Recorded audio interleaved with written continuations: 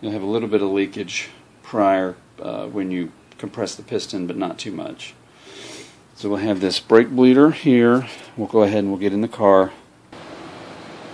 Okay, so the purpose of this is to ensure that there's no air in your brake lines.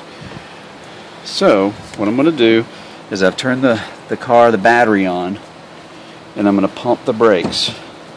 And you'll start seeing fluid come out, and the brakes will get, the tension will get hard.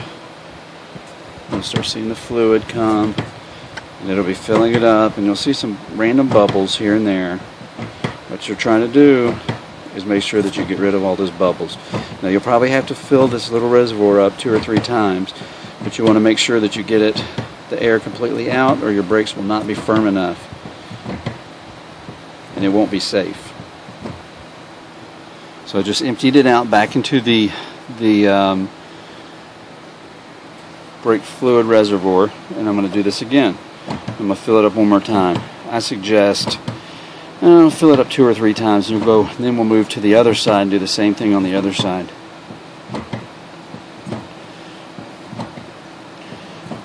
This is similar to how you would change your brake fluid. So if you decide that it's not, it's getting dirty, it's not clear, you can still see bubbles coming out. With this long hose, though, you might be getting close at the other end, so but you just want to make sure that you get all the bubbles out. But you can do this. You can take this reservoir and pour it into a secondary container and put new brake fluid in if you like, but then you'll have to go through the process just to make sure that you get all the bubbles out. One other suggestion I have is when you're pouring this back into the master cylinder, make sure you pour it slow.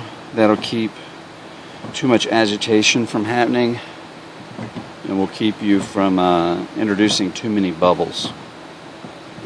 After the 3rd or 4th time, I'm going to come over and I'm going to tighten this. Let's get it tight. We're going to move to the other side. And this is why you have a long hose, because you're going to want to take it all the way across so you can get it into the car.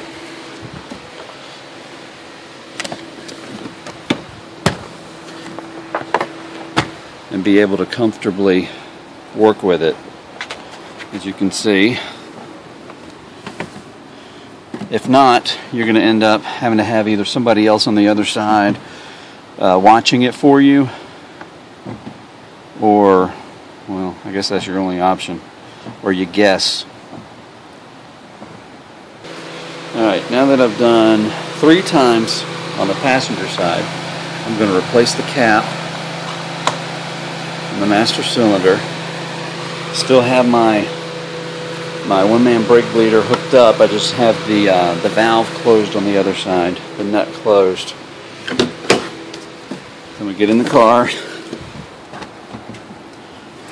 with the battery turned on still, and I'm going to push on the brakes. And what I'm looking for is a really tight brake that doesn't give. It's not mushy. And that's what I've got. Great. So at this point, I'm going to put the tires back on, and I'm going to go drive it around the block and see what happens.